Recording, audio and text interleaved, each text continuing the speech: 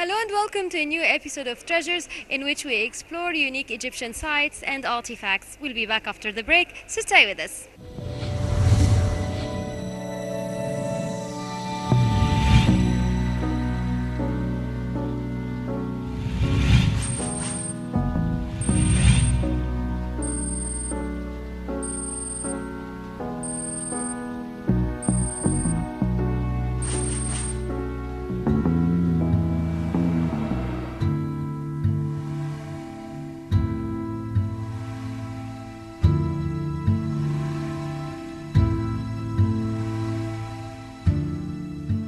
Today we're coming to you from the Egyptian Museum of Antiquities, and we will be looking into the artifacts of the New Kingdom, which was the greatest era and the time when Egypt was a mega empire. I'm happy to have with me today Professor of Egyptology, Dr. Mohammed Nabil.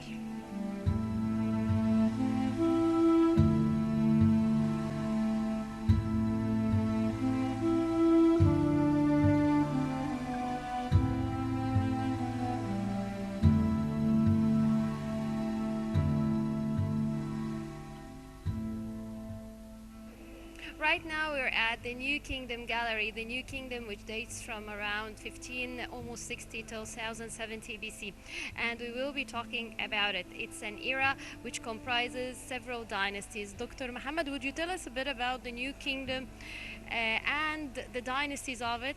And we need to explain to our viewers the eras of the ancient Egyptian history and how there was a period of decline as well. So I need you to elaborate. Sure. First of all, the ancient Egyptian civilization has 30 dynasties, and we have three main kingdoms. We have the Old Kingdom, the Middle Kingdom, and the New Kingdom, and in between we have intermediate periods. So after the Middle Kingdom of the ancient Egyptian civilization, Egypt was very weak and it was invaded by the Hyksos. And after the Hyksos, we have a new period, which is the New Kingdom period, and it was started by Ahmose. And Ahmose was the founder of the 18th dynasty. The New Kingdom period has three main dynasties: 18th, 19th, and the 20th. And of course, Ahmose is the one who started the 18th dynasty, according to the ancient historians, though he was the brother of Kamose, the one of the 17th dynasty. So we can say that the ancient Egyptians were able to defeat the Hyksos in the 17th dynasty, but actually Ahmose started the 18th dynasty, and this was roughly in the 1500 BC. Dr. Muhammad, now let's look at some of the artifacts of the New Kingdom. And behind me right now there is a statue of a queen. So would you tell us about her? So this is the Queen Hatshepsut, or the head of Queen Hatshepsut, and she was the fifth ruler of the 18th dynasty and the fifth ruler of the New Kingdom period. Hatshepsut was the daughter of Thutmose I, and she was the wife of Thutmose II and the stepmother of Thutmose III. But actually, after the death of her husband Thutmose II, she started to rule Egypt. She respected the co-regency of Thutmose III for a couple of years, but later on she wanted to rule Egypt as a sole queen. At the very beginning, she represented herself as a male, not as a female, because the ancient Egyptians actually did not accept Hatshepsut as a lady. So that's why she represented herself as a king, not as a queen. And even here, if you look at the color of her face, she has the reddish brown color, because this was the masculine color for the ancient Egyptians. Moreover, you can see the beard, so she wanted to represent herself as a male.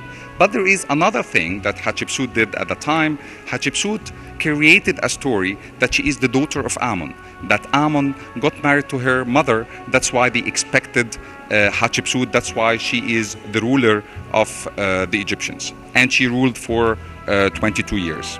Now that's about the head of her behind us, which was brought from or found. Actually, it was part of a colossal statue at the Deir el-Bahari in Luxor. Now there is another piece here which is even different. Can we walk to it?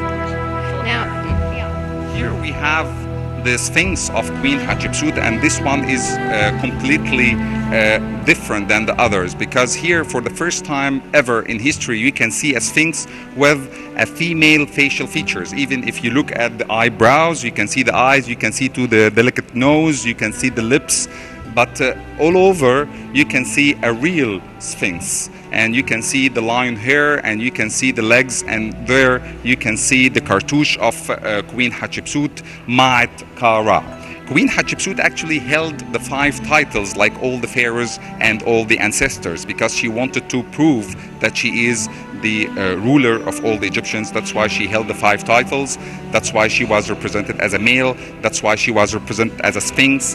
And the word sphinx is an ancient Greek word, and it means the living image or the living photo of the king. So here you can see the combination between the body of the lion and the head or the face of the king, and this shows the power of the animal and the wisdom of the king or the queen. Actually, Hatshepsut was popular because her 21 years of rule, actually, she did a lot of things for the domestic affairs and the trade. Now, what was one of her most important achievements? So she had so many achievements actually because after the 6th or the 7th year of her reign, she sent the Punt expedition to Somal, and this expedition lasted for a couple of years to bring different kinds of goods and to bring different kinds of incense and gold. And it was led by Pani Hissi, and he was the head of this expedition. And we have so many evidences of this in the Deir al-Bahari temple of Queen Hatshepsut in Luxor. Also, there is a replica inside, and we will be walking inside that room within a few minutes, and we'll look at it. But before we step inside, also, I'd like you to talk to us about. There is another statue image of her as a pharaoh, also with the female features. If you look at the one behind us here, can we walk to it? Yes, sure.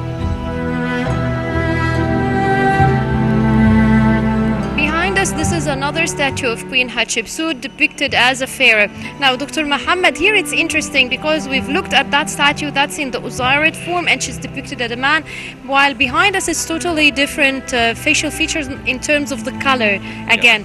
And I think also the style or the type of statue is different. So would you talk to us about that statue? Yes, this statue or this fragment is different than the other one because the other one she wanted to say that she is a man, she is the king, but deep inside her she feels that she's a woman. That's why if you look at this statue you can see that the female facial features are more clear. Even if you look at the eyes, the eyebrows, you can see the cheeks, you can see the nose, the lips and everything. Even the color here is different than the other one. The other one is reddish. Here you can see this one has the fair color, so this one is more feminine.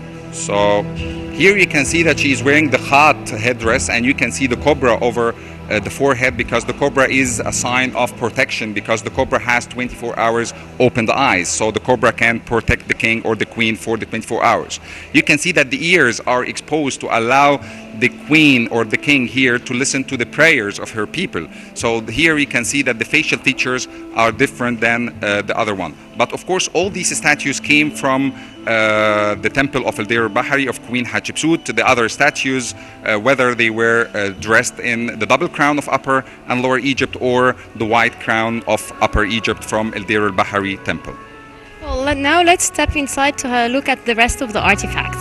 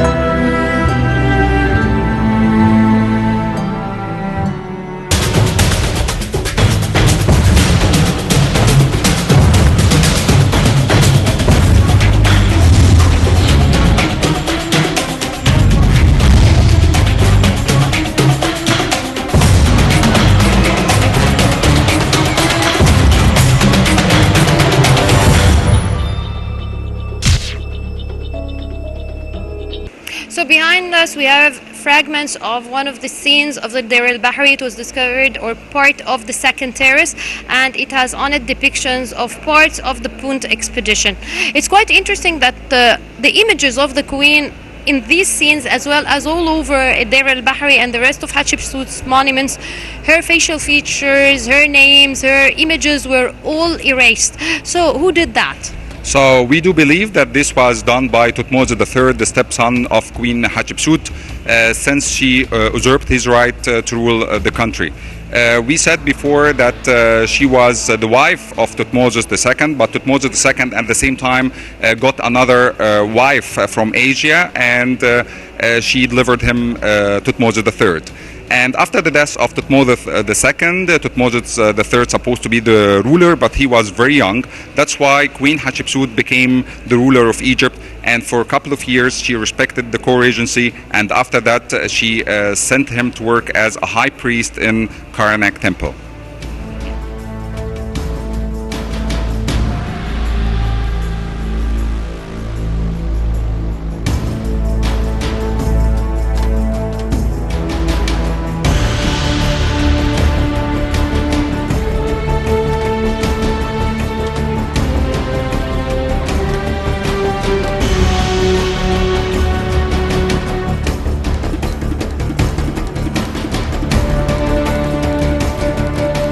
King Thutmose III was one of the most important kings of the New Kingdom, and he was almost like Napoleon of the East.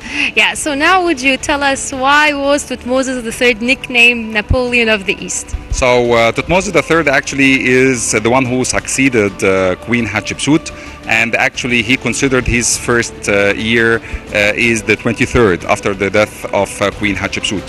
So many people accuse Thutmose III that he's the one who killed her, but actually this is not true due to the latest excavations of her mummy.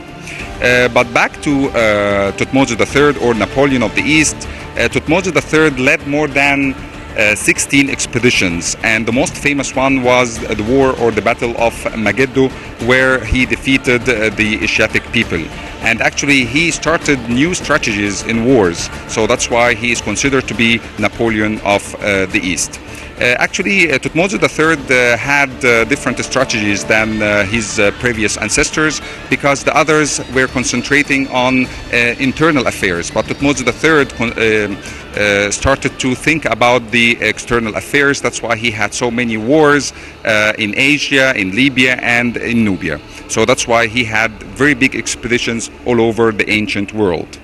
Right now, actually, in this hall, we have a variety of statues of him. We have the one out of, I think this is chest, isn't it? Chest statue, yes, and it is a hard stone, and though it is a hard stone, you can see that the ancient Egyptians were very skillful to represent or to carve their statues. You can see that the facial features are very clear, though the crown is badly destroyed, but again you can see the cobra, you can see the facial features are clear, and this is the only statue, or one of the rare statues, where you can see the Adam's apple, and it is very clear, especially if you look at the statue from the two sides. You can see that he is wearing the kilt, and he is standing with a left leg forward, and you can see that he is stepping on the 9 bows, referring to the enemies. And we said that he is a powerful king, that's why he is stepping on the enemies of Egypt.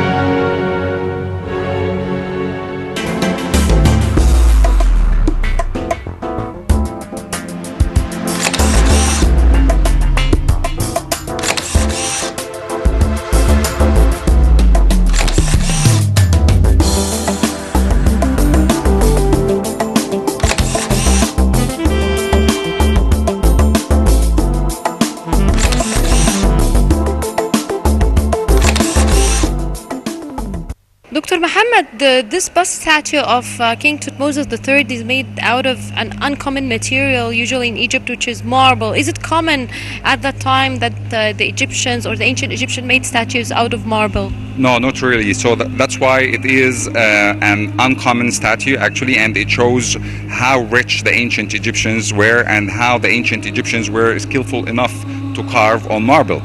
This statue is very unique because it is original except the face. The face is in the Metropolitan Museum. And here, though it is a replica, but it shows how it looked like, and you can see that this statue is supposed to be colored. And this is again shows how the ancient Egyptians were skillful to color different material statues.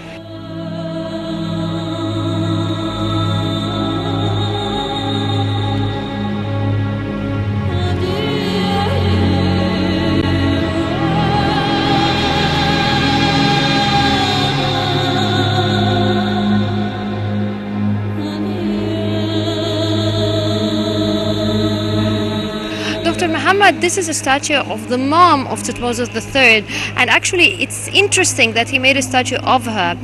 So would you tell us about the uniqueness of this particular statue? Yes, actually, personally, this is one of my favorite statues in the Egyptian Museum, because actually here he won't commemorate the memory of his mother, and he knows that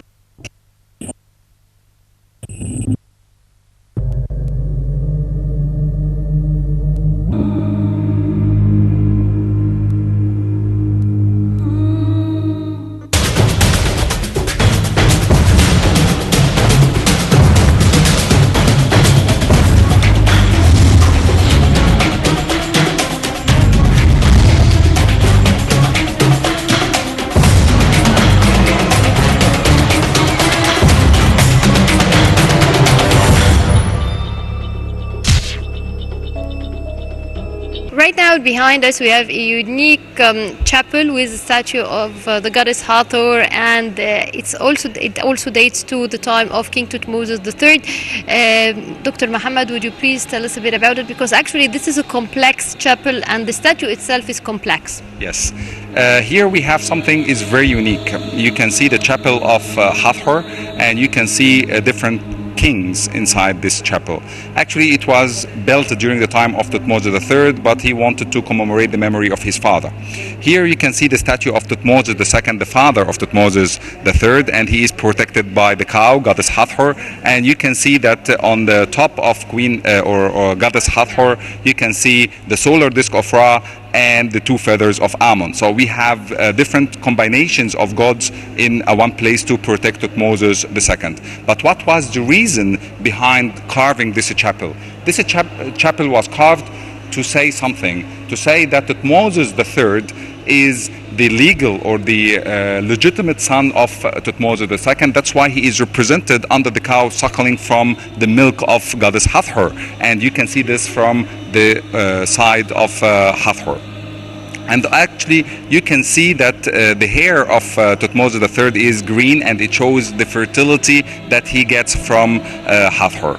Then you can see at the back different scenes showing Thutmose III giving offerings to Ammon, and you can see that he's holding the liquids and he is burning incense, and you can see Ammon, the father of the fathers, is represented, and he gets the blessings from the father of the fathers, Ammon, Ra.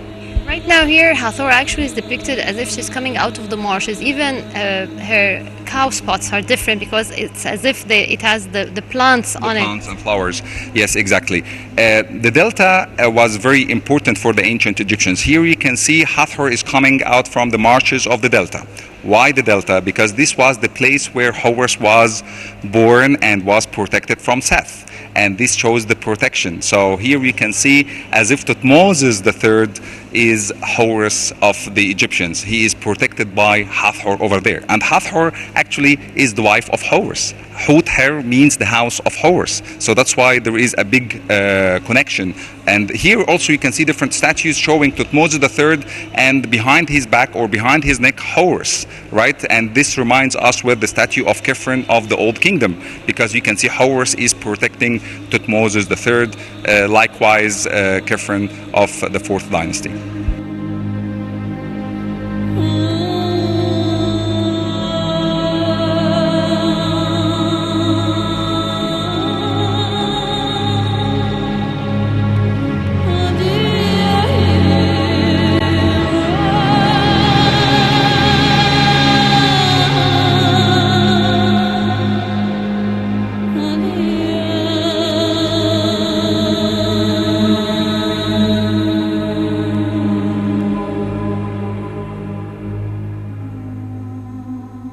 era of Queen Hatshepsut was a rich era, and right now to my left hand side there is a statue of one of her daughters with her tutor. Would you tell us a bit about the statue of Senenmut, please? So actually here we have the statue of Senmut or Senenmut, and this statue is a block statue. The block statues started from the Middle Kingdom, as we have seen before, though the seated statues started from the Old Kingdom. So this block statue goes back to the New Kingdom period, and you can see it's made out of a one block made out of granite, so the statue itself is very well protected. It shows Senmut is seated. As you can see, he is wearing the wig, and you can see the ears are exposed and the facial features are clear. And here in the middle you can see the head of Neferu Ra, the daughter of Queen Hatshepsut, and she was the crown princess. She supposed to be the queen of Egypt, but unfortunately she died. And actually Senmut was the tutor of the tutor of Neferu Ra, and actually he achieved high ranks during the time of Queen Hatshepsut because his name was written on the temple of El Deir al-Bahari, on the back doors and even on the walls. But later on we found his names were defaced and scratched. Maybe this scratch was done during the time of Thutmose III, or maybe it was done by Queen Hatshepsut because she didn't like this action from Senmut to write his name over her temple. And there were so many rumors that Senmut was the lover of Queen Hatshepsut. However, so many scholars refused this. This statue, as we said before, is made out of granite, and again it's the block statue. And right here in the middle you can see so many titles, and those are the 80 titles of Senmut. So this means that he achieved higher ranks during the time of Queen Hatshepsut, and his tomb was erected nearby her temple. And such a man who has 80 titles during the lifetime of Queen Hatshepsut, it means that he was such a close person to the queen at the time, and he was the one who supported Queen Hatshepsut to rule the country. Because as we said before, Queen Hatshepsut, because she was a lady, because she was a woman, the ancient Egyptians did not accept her. So she surrounded herself by powerful men like Senmut and others to protect her and to convince the Egyptians to rule Egypt.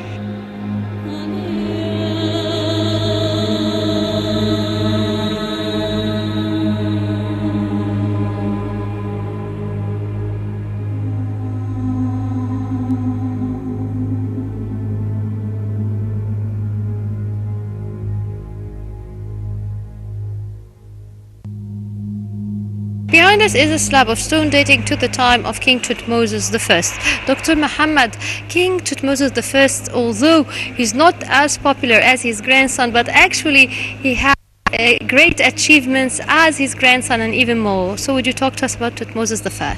So Thutmose I actually was again the father of Queen Hatshepsut, and actually he had so many achievements, and he was one of the greatest warriors of Egypt, and he is not that famous. Let me tell you something about Thutmose I, that he had so many wars in Asia, and he went to Euphrates River. He crossed the Euphrates River, and after he crossed the Euphrates River, he had a big celebration with an elephant hunt, and this shows the luxury of the ancient Egyptians at the time.